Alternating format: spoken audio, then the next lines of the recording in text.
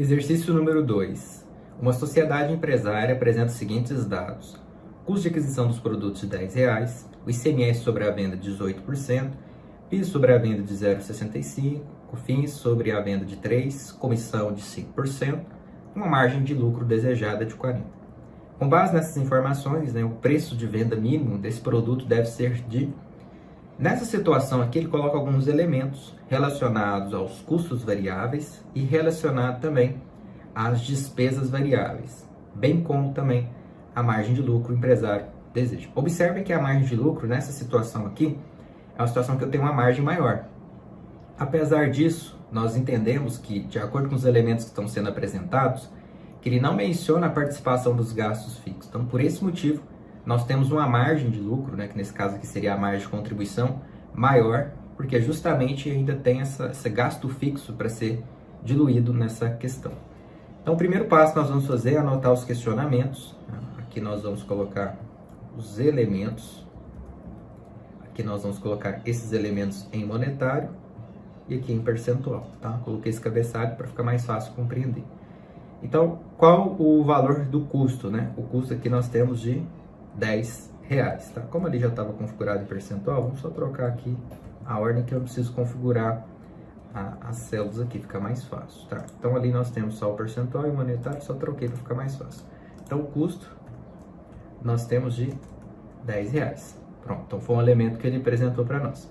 O ICMS nós temos de 18%, o PIS de 0,65%, COFINS de 3%, comissão de 5% e a margem de lucro de 40%. O preço de venda é o que ele quer, que eu ainda não sei, e eu sei que em percentual o preço de venda é 100%.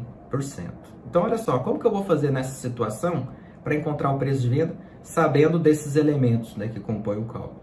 Então a primeira informação que a gente tem que construir é a informação desse custo aqui, que entre outras palavras seria o nosso gasto gerencial, considerando que aparentemente aqui seria um comércio, Já visto que ele coloca o custo de aquisição daquele produto, Então ele já dá aquele valor de compra praticamente.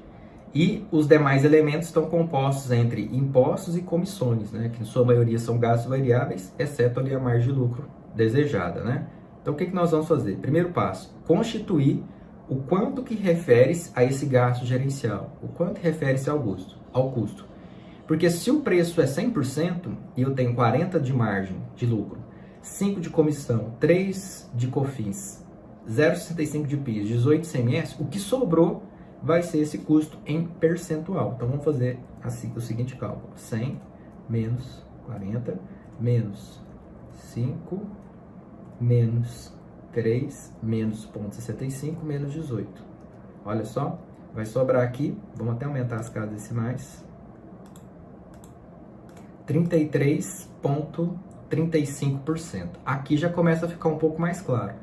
33,35% corresponde a R$10. 100%, que é o preço de venda, corresponde a X. Então, ou seja, para encontrar aqui o preço de venda, a gente pode usar a regrinha de 3, Então, fica bem tranquilo. Então, nessa regrinha de 3, basicamente, eu vou pegar o custo, vou multiplicar por 100 e depois eu vou dividir pelos 33,35. Olha só, vou encontrar um preço de venda de R$29,99, que é a característica de uma estratégia de preço psicológico, Ele usa os 99 ali para mostrar que está inferior aos R$30. Então foi só um exemplo que eu mostrei para vocês que nós poderíamos usar aqui a regrinha de 3. Mas caso vocês queiram, vocês podem fazer essa resolução utilizando as técnicas, de markup multiplicador ou mesmo o markup divisor, do jeito que vocês acharem melhor. Mas aqui na regrinha de 3, em termos de resolver o exercício, acaba sendo um pouco mais prático, mais rápido, tá?